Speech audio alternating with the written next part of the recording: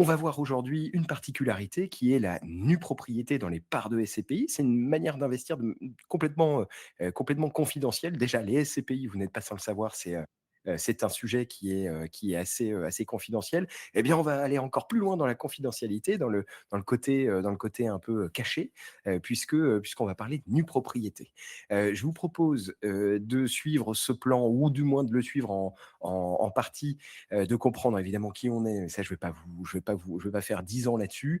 Ce qu'est une SCPI et puis les avantages et les points de vigilance, ce qu'est le démembrement pour entrer dans le vif du sujet, comment ça fonctionne et puis un exemple, en nue propriété, un exemple d'investissement et puis, des avantages, les avantages aussi et les points de vigilance, d'investir en nue propriété. Évidemment, je vous ai pas mis, les questions-réponses parce que le but, c'est que vous me posiez, que vous me mitrailliez de questions.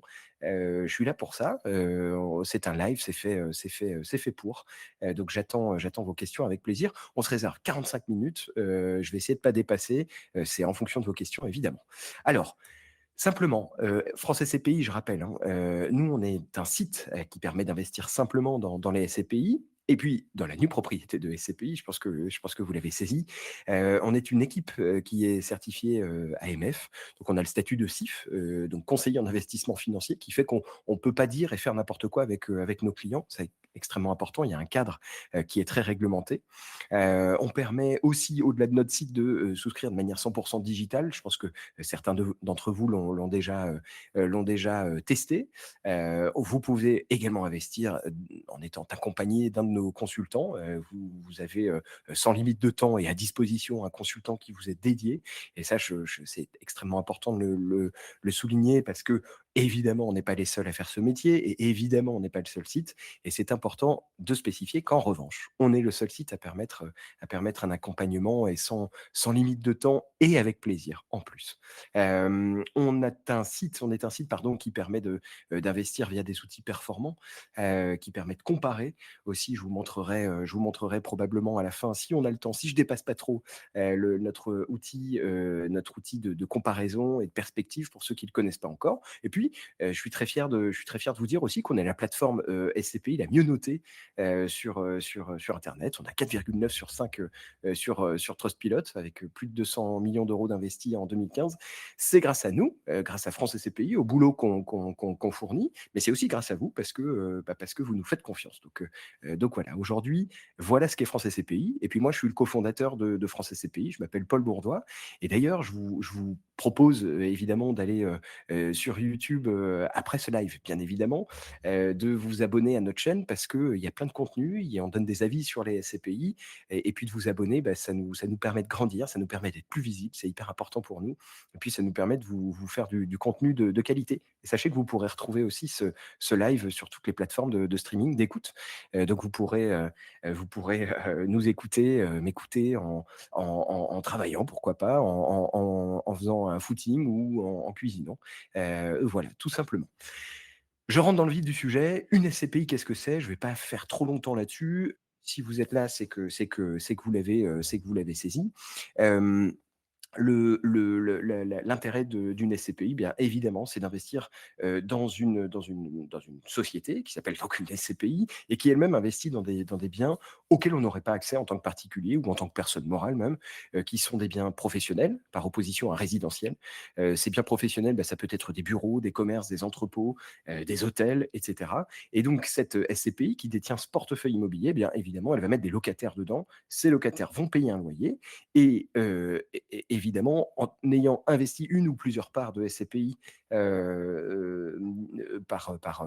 notre intermédiaire ou directement, eh bien, vous allez percevoir un revenu au prorata, de, l'argent que vous avez investi dans la SCPI. Donc c'est extrêmement simple. Vous êtes associés et cette prise, de part dans la SCPI, bah, elle permet bien évidemment, de recevoir des revenus. C'est tout l'intérêt et elle permet de recevoir des revenus avec des avantages et aussi des inconvénients et ça, je suis obligé de vous le spécifier. ces inconvénients, c'est quoi? Je commence par les inconvénients. En général, on connaît bien les avantages quand on décide de s'orienter vers un placement. Ces inconvénients, premier point de vigilance, c'est la non garantie du capital. L'argent que vous investissez dans les SCPI, personne ne peut vous garantir que ce que vous avez investi, 50 000 €, 20 000 €, 1 000 €, eh bien, dans 20 ans, dans 10 ans, ce soit toujours la même somme. Peut-être que ça aura augmenté, peut-être qu'il y aura une revalorisation à la hausse, peut-être aussi qu'il y aura une revalorisation à la baisse. Et ça, personne ne peut vous le garantir. Et si je dois imager, je le fais à chaque fois, si je dois imager, si je dois trouver une comparaison, avec, un achat immobilier classique, aucun agent immobilier, aucun notaire ne peut vous garantir que, l'appartement dans lequel, vous avez investi, vaudra la même somme dans 10 ans, 20 ans. C'est exactement la même chose puisque le sous-jacent des SCPI, c'est de l'immobilier. Il y a une non garantie des revenus aussi. Ces revenus, bien évidemment, ils proviennent des locataires et personne ne vous garantit que le locataire va, rester, ad vitam aeternam dans le bien, qu'à un moment donné, il ne va pas, cesser ses paiements parce qu'il est dans une situation, délicate ou alors il décide de partir. Bref, exactement là aussi, comme dans un bien immobilier classique, le locataire, personne ne garantit qu'il va payer ad vitam aeternam ses revenus. Donc il faut l'avoir en tête et la, matérialisation des revenus, dans les SCPI se fait par le taux de distribution et chacun sait ou alors si vous ne le savez pas, c'est important, d'en avoir conscience. Et le taux de distribution d'une SCPI peut fluctuer à la hausse comme à la baisse et évidemment, il n'est pas garanti et c'est pas parce que, j'ai eu, 7 cette année que j'aurai 7 l'année prochaine. Voilà, les performances passées présagent pas de l'avenir. Il y a aussi un risque de liquidité qui est important. Les SCPI, il faut bien comprendre que lorsque vous décidez de vendre vos parts, eh bien, la société, la SCPI organise un rachat de ses parts, dit assez simplement et donc il faut qu'il y ait un acheteur en face. S'il n'y a pas d'acheteur en face, évidemment, vous êtes en attente. La plupart du temps, ce qu'on constate, c'est que entre le moment où vous dites: «Je vends mes parts» et le moment où vous avez l'argent sur votre compte, il se passe 1 mois et demi. Pour la plupart des SCPI. Certaines SCPI, il y en a à peu près aujourd'hui une vingtaine, une trentaine, qui, se retrouvent un peu plus, dans une situation compliquée où les associés qui tentent de vendre leurs parts, sont dans une situation tendue et on observe aujourd'hui sur cette vingtaine, trentaine de SCPI, des temps d'attente qui vont de 1 an à 2 ans et ça, c'est extrêmement important de l'avoir en tête. C'est que, oui, le sous-jacent, c'est de l'immobilier et ça se vend pas comme ça et il peut y avoir une illiquidité, et ce qu'on dit souvent et nous plus les épargnants, investissent dans les SCPI par notre intermédiaire, plus on est content, bien évidemment. Mais ce qu'on dit avant tout, c'est: «Investissez dans les SCPI l'argent dont vous ne devez pas avoir besoin s'il y a un problème» et donc ce qui évite tout écueil et aujourd'hui on a très peu de clients qui décident de vendre leur part ou en tout cas qui se retrouvent dans une situation d'illiquidité. L'horizon d'investissement, c'est pas un risque, mais c'est plutôt un point de vigilance là pour le coup, parce que lorsque vous investissez dans les SCPI, eh bien, il faut que vous envisagiez cet investissement sur le long terme, sur 10 ans minimum. Alors ça ne veut pas dire que vous êtes bloqué, vous pouvez acheter des parts ce matin et les revendre cet après-midi, mais ce sera une très mauvaise opération. Pourquoi? Parce que, déjà on ne sait pas ce qui peut se passer sur les cycles immobiliers. L'immobilier a corrigé depuis 2 3 ans et donc, ça c'est quelque chose qui était imprévisible et puis deuxième chose, c'est que vous avez des frais qui sont, importants et des frais de souscription qui sont importants sur les SCPI que vous supportez lorsque vous revendez vos parts. En général, ces frais, ils sont de 10 et donc vous comprenez que si vous achetez votre part à 100 ce matin et que vous la revendez cet après-midi, 100 moins 10 de frais, ça fait 90 €. Donc il faut les conserver un minimum de temps pour amortir ces fameux frais de souscription. Ça, c'est extrêmement important. C'est les points de vigilance, les risques principaux d'une SCPI. Je regarde s'il y a pas de questions. Alors on me pose déjà des questions sur la nue propriété. Je vais y venir rapidement. Les avantages d'une SCPI, je pense que vous avez saisi, c'est évidemment, la stabilité et la rentabilité. Depuis, 40 ans, les SCPI ont en moyenne un rendement qui est, compris entre +4 et +8. On a en moyenne, hein, on n'a, jamais, dépassé les 4, jamais, dépassé les 8 pardon et jamais été en dessous des 4. Donc certes, il y a des fluctuations, mais on est dans un tunnel qui est extrêmement stable, extrêmement rassurant. Aujourd'hui, il y a des SCPI qui ont des rendements, alors ça ne va pas durer, mais qui sont supérieurs à 10. Donc c'est extrêmement intéressant de les regarder. Je dis pas qu'elles sont pas risquées, mais en tout cas, elles sont intéressantes. Il y a aussi évidemment une absence de gestion, revenu passif sans aucune gestion. Cette absence de gestion, bah, elle permet, évidemment d'avoir une sérénité qu'on n'a pas forcément quand on achète un bien immobilier classique. Il y a une dilution du risque locatif, je vais très vite sur les avantages de la SCPI parce que ce qui nous intéresse, c'est surtout la nue propriété. La dilution du risque locatif, bah oui, j'investis dans, un parc immobilier indirectement et dans ce parc immobilier, bah, il y a une multitude de biens avec une multitude de locataires et donc ce qui fait que si un locataire arrête de payer, bah, bien évidemment, je suis, je j'ai, u une grande partie des autres locataires qui continuent de payer et donc je dilue mon risque. Si j'achète un bien immobilier classique, eh bien évidemment, j'ai soit un soit 0, ça va être assez binaire. Il y a une diversification du patrimoine aussi, je n'investis pas dans un seul bien, encore une fois, et donc cette diversification, bah, elle me permet d'atteindre des biens qui sont situés, géographiquement dans différentes zones et puis, en termes de typologie, on l'a dit, en préambule de ce live, je peux investir indirectement dans des hôtels, dans des bureaux, dans des commerces, et cetera. Et puis il y a une facilité d'accès, je peux investir dès 100 €. On a aussi une facilité d'accès, pourquoi? Parce que, je peux, investir de manière, en versement programmé et puis je peux aussi décider de réinvestir tous mes dividendes. C'est-à-dire que dans un cas classique de pleine propriété, eh bien, j'ai, la possibilité de ne pas percevoir mes dividendes, mais de les réinvestir en nouvelle part et donc il y a un effet boule de neige qui est intéressant. Je peux aussi investir à crédit, ça c'est un point important et le tout et ça c'est un point qu'il faut souligner, le tout dans un cadre qui est strict et extrêmement contrôlé. Je pense que si vous tapez, contrôle AMF, société de gestion SCPI, vous allez voir que, les sociétés de gestion, les sociétés de gestion prennent des amendes, de la part de l'AMF si elles ne respectent pas parfaitement les règles. Je continue. Je poursuis sur, le démembrement. Alors, la nue propriété, évidemment, avant de comprendre, avant de rentrer dans le vif du sujet, c'est important de comprendre d'où ça vient et ça émane d'une notion qui est le démembrement. Alors, pour comprendre le démembrement, je continue, j'ouvre les tiroirs. Pour comprendre le démembrement, bah, il faut comprendre ce qu'est la pleine propriété. La pleine propriété, c'est le fait de disposer d'un bien, de faire ce que l'on veut de ce bien, de le louer si on veut, d'en percevoir les loyers. Bref, vous êtes plein propriétaire. Alors en général, on ne dit pas plein propriétaire, on dit propriétaire parce que la pleine propriété, c'est un peu long et donc en effet, bah, quand je suis plein propriétaire, je suis propriétaire de mon bien, je peux en faire ce que je veux et c'est en général ce qui se passe pour la résidence principale ou pour une résidence secondaire, par exemple. Cette pleine propriété, elle peut être, scindée en 2 types de droits, disons. Il y a le droit, d'usufruit et le droit de la nue propriété.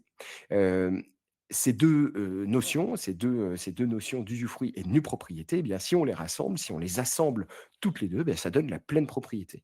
Et l'usufruit, c'est quoi? C'est une notion qui est dans le code civil depuis Napoléon. C'est si on décortique la racine latine, c'est usus et fructus, donc j'ai le droit d'en user et puis j'ai le droit d'en recevoir les fruits.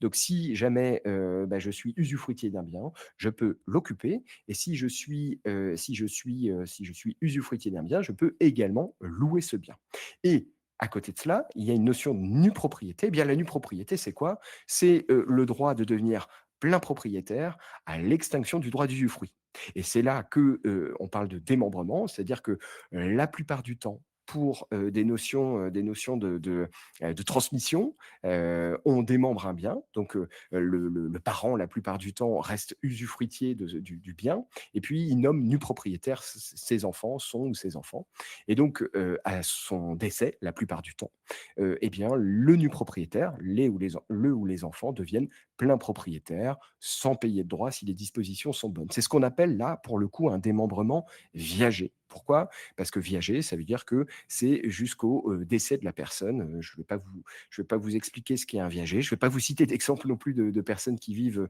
qui ont démembré leur bien, qui restent usufruitiers et qui le vendent, en nue propriété et qui décèdent après le nu propriétaire. Ça, c'est ce qu'on appelle le démembrement viager, donc jusqu'au décès de l'usufruitier. Et puis, on peut aussi faire ce qu'on appelle du démembrement temporaire.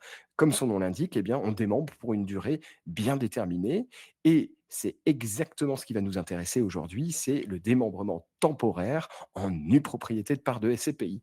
Et donc là, eh bien, qu'est-ce qui va se passer? Eh bien, si je démembre mon bien, eh bien, l'usufruitier va être usufruitier, pour une période donnée, la plupart du temps 5 ou 10 ans, mais ça peut aller jusqu'à 20 ans et donc l'usufruitier, une fois que la période est passée, la période de démembrement, il y a ce qu'on appelle un remembrement et ce remembrement, eh bien, après 5 ans, si on prend cet exemple, eh bien, il fait que le nu propriétaire devient plein propriétaire des parts de SCPI.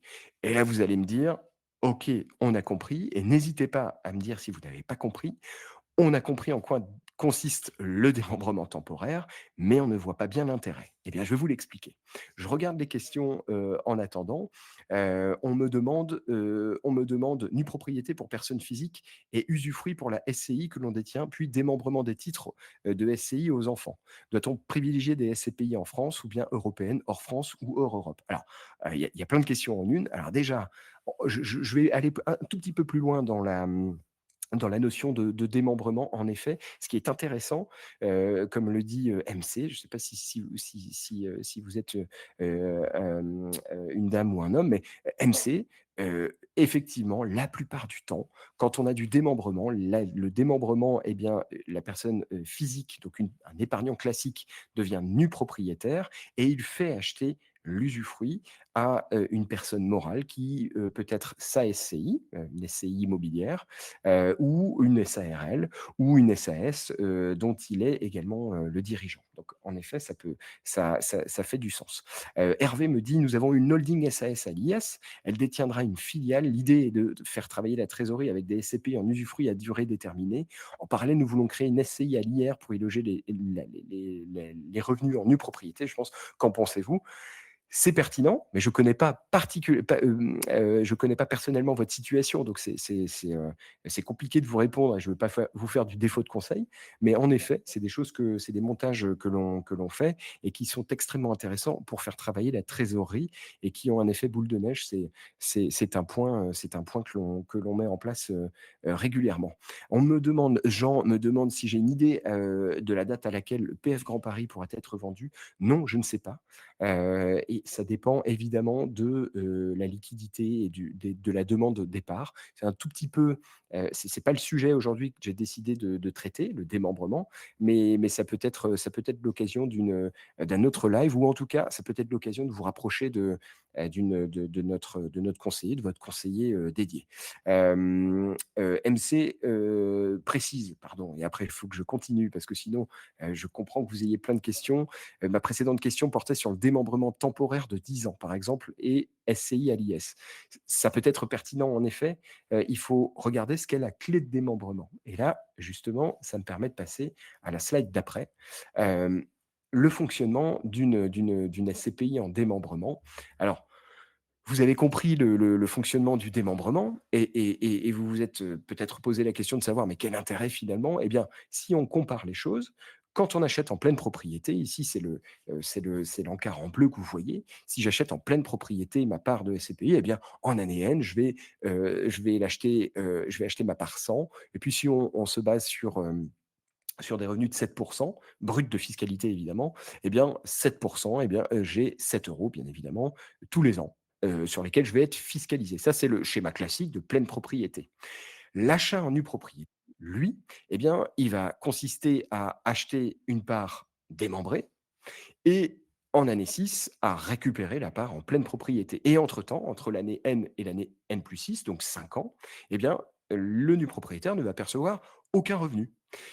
Le fait de ne percevoir aucun revenu, eh bien, ça va lui permettre d'avoir une décote sur son prix de part, une réduction, on pourrait appeler ça et donc cette réduction, elle peut aller de 20 si on est, sur une durée de démembrement de 5 ans jusqu'à, 35 sur une durée de 20 ans et donc vous comprenez que, j'achète ma part 80, très bien et donc je n'ai pas de revenus, ces revenus de 7 euros, ils n'existent pas pour moi, c'est l'usufruitier qui va les avoir et je récupère donc en année N+6 ma part à 100 euros.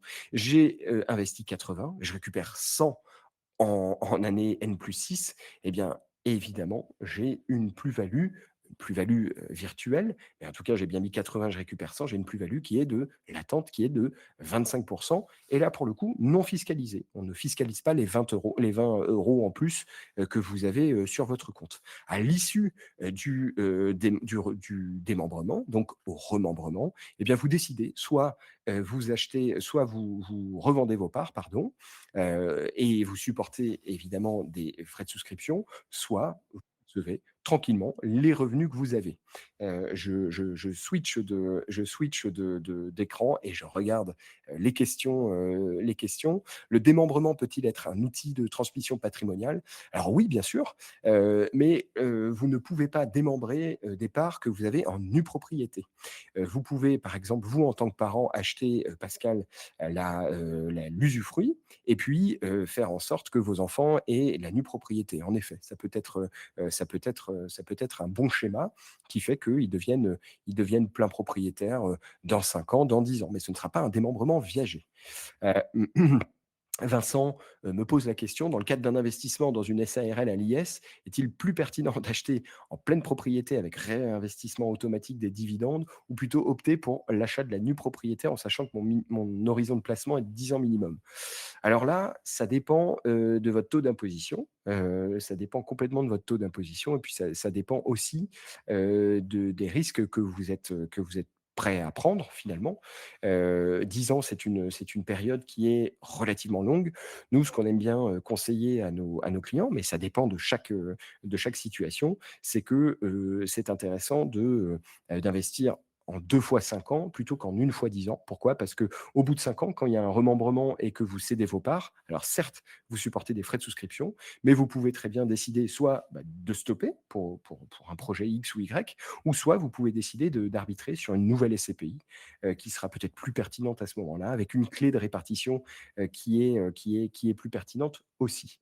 Eric, me demande si le jour où on revendra après la reconstitution de l'APP, la plus-value sera-t-elle calculée sur le prix d'achat en NP ou en PP? Alors, on ne considère pas en fait, juridiquement, ce n'est pas considéré comme une plus-value, mais pour autant, vous avez bien, investi 80 et vous récupérez 100. Donc on est bien d'accord qu'on pourrait considérer ça financièrement, en tout cas, c'est une plus-value et juridiquement, ça ne l'est pas. Donc il n'y a pas de plus-value. Il peut y avoir une plus-value si jamais au bout de 5 ans, dans notre exemple là, vous, investissez 100 pour une valeur de part en pleine propriété qui valait 100 et puis il se trouve que, la part, vaut, je dis n'importe quoi, je grossis volontairement le trait, la part en pleine propriété au moment du remembrement vaut 150. Donc c'est génial. Bah, là, l'État va considérer que de, 80 à 100, il n'y a pas de plus-value puisque c'est un remembrement de parts. En revanche, de 100 à 150, là, pour le coup, il y a une plus-value qui doit être fiscalisée. Donc voilà. Les parts détenues, dans une SARL sont-elles imposables à l'IFI? Alors normalement non, mais je, connais pas par cœur la réponse, donc ça je pourrais vous répondre, Vincent, là-dessus, où je demanderai à un consultant de vous répondre. Je poursuis sur la présentation. Donc, vous avez compris et je vous l'ai dit en quelques mots. Donc là, l'exemple d'investissement que j'ai, évidemment, c'est, j'investis 100 000 € pendant 5 ans. J'ai une clé de répartition à l'achat qui est, une clé de répartition qui est de 80-20. Donc dit autrement, je vais avoir une réduction de 20 et puis on va considérer que j'ai 5 de revenus annuels. Eh bien, en investissant 100 000 €, eh bien, je me retrouve avec 125 000 € et mes revenus fonciers. Vous avez compris l'intérêt et je vais pas rester plus de temps sur cet exemple parce que ça reprend avec une disposition différente l'exemple qu'on avait précédemment. Mais, si, au moment du remembrement, vous décidez de vous séparer de vos parts, vous pouvez tout à fait. Vous avez compris également qu'il y a une notion de clé de répartition, donc de décote, qui n'est absolument pas, normée, sur toutes les SCPI. Alors, il y a une norme, il y a un ordre de grandeur qui est toujours le même, donc qui est à peu près 80-20. Mais selon les SCPI, vous avez une clé de répartition qui peut être différente, qui peut être à l'avantage de l'usufruitier ou à l'avantage du nu propriétaire. Et certaines SCPI qui décident de faire en sorte d'appuyer la nue propriété, eh bien, ont des décotes plus importantes. Ça peut aller jusqu'à 25%. Je crois que c'est le maximum que j'ai vu. 25% sur 5 ans. Donc, plutôt que d'acheter 80, bah, vous achetez 75 et au bout de 5 ans, eh bien, vous récupérez 100. C'est important de spécifier aussi que, durant la durée de démembrement, eh bien, la nue propriété que vous avez n'est pas soumise à l'IFI et ça, extrêmement important.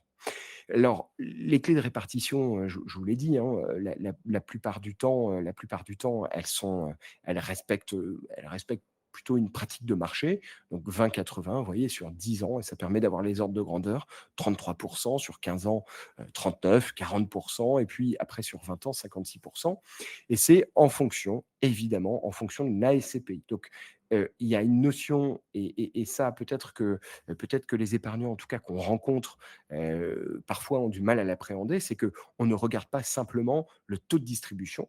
On regarde lorsqu'on est, un épargnant qui veut investir en nue propriété, on regarde surtout la décote et ça c'est un point important. Je regarde et je vois qu'il y a des questions.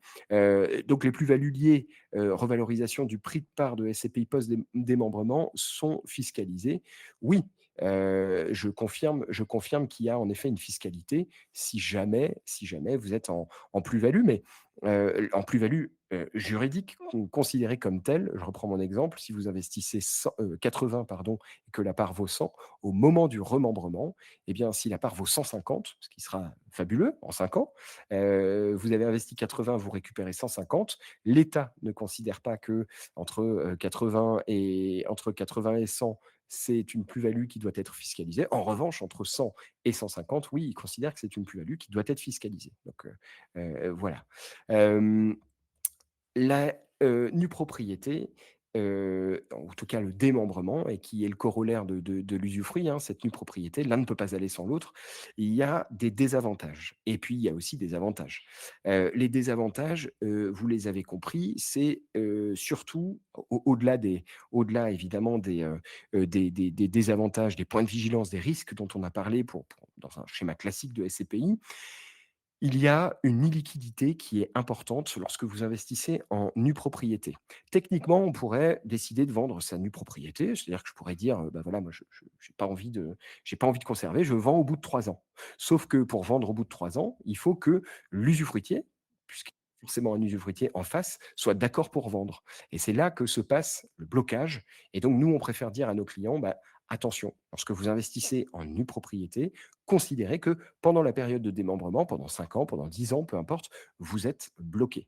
Et c'est en effet, ce point, il peut être balayé si jamais vous avez un usufruitier que vous connaissez, qui est une personne morale que vous dirigez, vous, en tant que personne physique et vous investissez aussi dans la nue propriété en tant que personne physique. Alors là, bien évidemment, puisque vous êtes, partie prenante, des 2 côtés du démembrement, bah, là, évidemment, il peut y avoir une liquidité plus forte. Mais je préfère vous dire que quand vous investissez en nue propriété, c'est quelque chose, d'illiquide.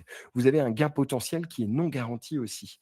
Là, j'ai pris l'exemple et c'est important de le souligner, j'ai pris l'exemple de la nue propriété avec une plus-value. J'investis 80, ça vaut 100 au bout de 5 ans, dans un monde parfait. Mais, si vous avez bien suivi, ce live depuis le début, vous avez vu que, dans les SCPI, on ne peut pas garantir, le capital. Donc peut-être que votre part dans 5 ans, peut-être qu'elle vaudra, 110, peut-être qu'elle vaudra 120, peut-être qu'elle vaudra aussi 90, 80.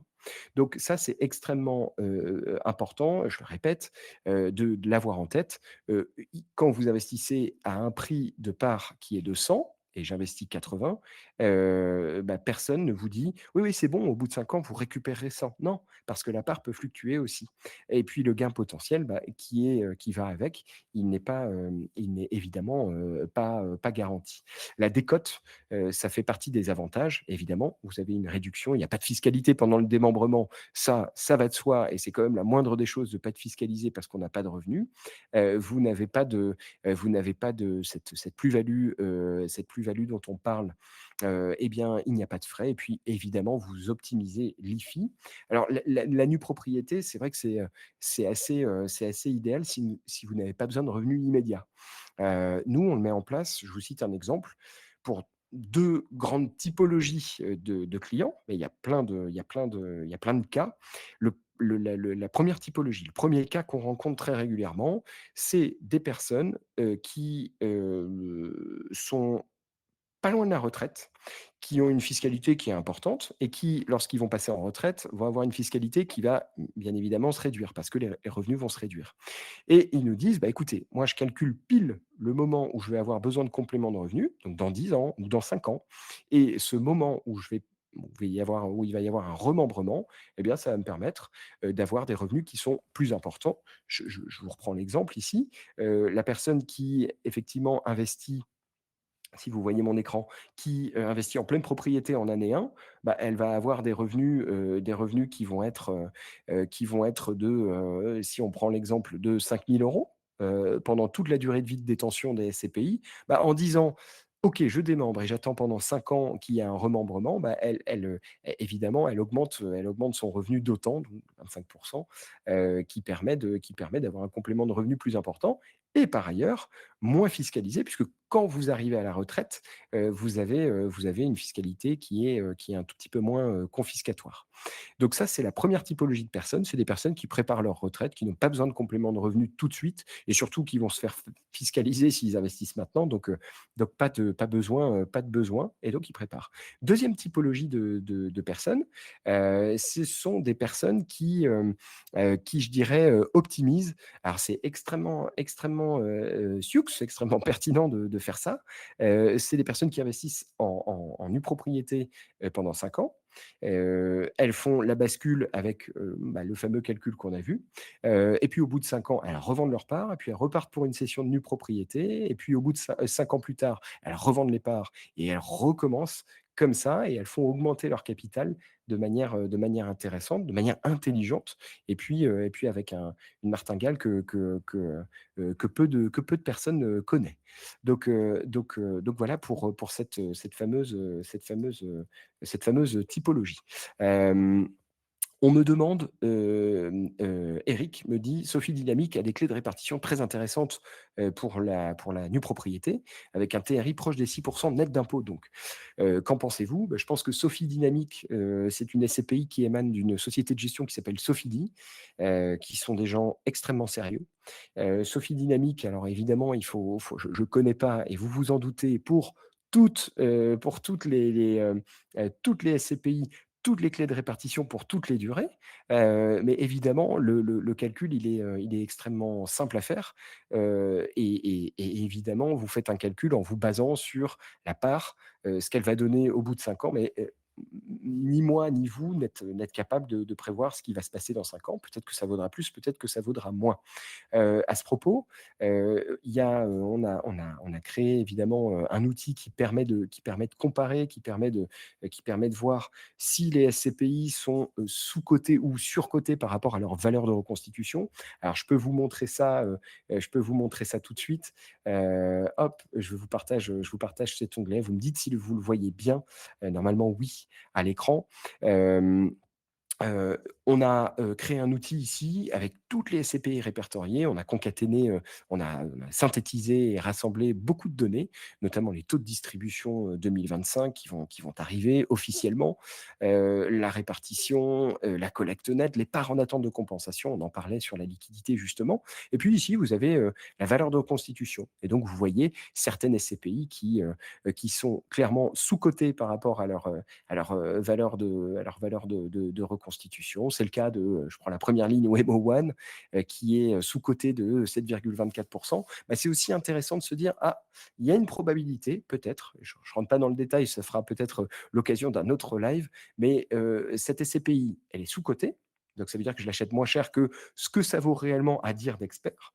Ça ne veut pas dire que ça va durer, mais en tout cas, pour l'instant, elle est sous-cotée et donc si j'achète, la nue propriété, sur cette SCPI, bah, j'achète évidemment avec une décote, ça c'est normal, puisque je renonce aux revenus, mais en plus de ça, j'ai une possibilité, bah, d'avoir une revalorisation, à la hausse, peut-être dans les prochains mois, prochaines années. Donc ça c'est quelque chose que l'on peut mettre en place. Je peux également vous montrer, si je tape, sur Google, si vous tapez, France SCPI, démembrement décote, vous allez avoir et je le fais en live en même temps que vous, et je partage cet onglet à la place. Vous avez ici une page, qui s'appelle démembrement SCPI. Toutes les décotes sont 2026 et donc là, bon, au-delà d'expliquer comment fonctionne le démembrement, on a mis les principales clés de démembrement, donc 5, 7, 10, 12 et 15 pour, comprendre, pour voir, quel SCPI permet quelle clé. Voilà. Donc ça, c'est un outil, c'est des choses qu'on met, qu'on permet de consulter bien évidemment, librement, gratuitement sur notre site et donc, sur la colonne, 5 ans qui est la première, bah, vous voyez que tout le monde, n'applique pas la même décote. Vous avez des SCPI comme Alliance Pierre qui applique une décote de 15,5. Vous en avez d'autres qui appliquent, des décotes qui sont plus importantes. Là, je vois 24 élévation tertium, qui est une jeune SCPI. Vous avez, d'autres SCPI qui fournissent 20,5 et cetera et cetera. Voilà pour cet esprit de décote. Alors MC me demande: «Quelle est la fiscalité, sur l'achat-revente de la nue propriété d'une SCPI au bout de 5 ans dans votre exemple?» Alors, dans mon exemple, on dans l'exemple que j'avais précédemment, donc je reviens dessus, si je revends mes parts, donc j'ai investi 100 000 €, je passe à 125 000 €. Encore une fois, rien n'est garanti parce que le capital peut fluctuer à la hausse comme à la baisse. Mais imaginons qu'on soit dans un monde parfait, médian, où il n'y ait pas de revalorisation à la hausse comme à la baisse, j'ai 125 000 €. Eh bien, là, il n'y a pas, même si vous constatez bien 25 000 € en plus sur votre ligne, lorsque vous revendez votre part, il n'y a pas de fiscalité considérée pour vous. Pourquoi? Parce que vous avez investi 100 000 €, je le répète, ça valait 125 000 € et vous avez investi 100 000 € et vous vous retrouvez avec 125 000 €. Donc pour l'État, eh bien, vous êtes passé de 125 000 € en pleine propriété à 125 000 € en pleine propriété, c'est zéro. Donc pas de fiscalité. En revanche, vous avez des frais de souscription, qui sont appliqués lorsque vous revendez vos parts. Donc là, il y a un triptyque, je crois qu'il faut appliquer et ça, je serais ravi d'en discuter, soit personnellement avec chacun d'entre vous, soit que vous le fassiez avec vos consultants, France SCPI dédiés. Mais il y a un triptyque, qu'il faut bien retenir qui est 1, quelle est la clé de répartition? Quelle est la décote lorsque j'achète? 2, est-ce que j'achète de manière sous-cotée ou surcotée? C'est à prendre en considération. Et puis 3, donc le deuxième pilier et puis 3, est-ce que, les frais de souscription sont importants ou pas? Vous vous doutez bien qu'il y a des SCPI dites sans frais de souscription, alors sur lesquelles on a peut-être moins d'historique, mais qui permettent, bah, évidemment de sortir sans frais. Alors, il y a d'autres désavantages. Il y a notamment un désavantage qui est que, il vous faut attendre, un certain nombre d'années avant de sortir sans pénalité, mais quand bien même, ça peut être une solution, intéressante. Hem Oui, ce serait top, d'avoir un fichier Excel, de ces décotes. C'est work in progress, chez France SCPI. Vous vous doutez qu'on aime bien, mettre à disposition de tous nos clients et des épargnants, toutes les données qu'on peut avoir et en effet c'est quelque chose qui est à l'étude, chez nous. Pascal me dit: «La plus-value est calculée sur la valeur d'achat de la SCPI ou sur la valeur de retrait?» Eh bien, c'est calculé, sur la valeur de retrait. Donc, si vous ressortez, 125 000 € et c'est pour ça que je prenais tout à l'heure l'exemple, de 150 €. J'investis 80 sur une part qui vaut 100. Cette part vaut 100, très bien. Et puis au bout de 5 ans, il y a un remembrement et la part, qui a très bien fonctionné, vaut 150. Les frais étaient de 10, et les frais de souscription. Eh bien, donc très bien, donc on ne peut pas considérer donc entre 80 et 100, ce n'est pas une plus-value, pourtant, vous avez bien évidemment fait une bascule, donc voilà, je n'ai pas de fiscalité là-dessus et en revanche, entre 100 et 150, l'État va considérer qu'il y a une plus-value qui est claire. En revanche, il va dire: «Bah, c'est sur la valeur de retrait». Et donc là, dans notre exemple, 150, 150, moins 10, eh bien, ça fait, 135 € et donc il va calculer une fiscalité entre, 100, entre 135 et 100 €. Voilà, tout simplement. Donc là-dessus, vous serez fiscalisé. L'opération, sera très belle, parce que vous êtes passé de 80 à 135 moins la fiscalité, bien évidemment. Mais ce sera une très belle opération et je pense que vous serez très content des conseils de France CPI à ce moment-là. J'ai une autre question, lors du remembrement, est-ce le délai, pardon, est-ce que le délai, pour recevoir un revenu s'applique? Oui, absolument. Vous avez le fameux délai de jouissance, qui s'applique. Alors s'il est de 3 mois, eh bien, au moment du remembrement qui aura lieu en janvier, par exemple, vous attendrez 3 mois avant de rentrer en jouissance d'épargne et de percevoir vos revenus. Absolument. J'espère que vous n'avez pas d'autres questions. Si vous en avez, n'hésitez pas. Vous pouvez tout à fait nous envoyer, vos questions, directement par mail. Moi, je suis ravi toujours d'avoir toutes ces questions. Je vous dis à très bientôt, sur le site de France CPI ou ailleurs. N'hésitez pas. Bonne soirée à tous.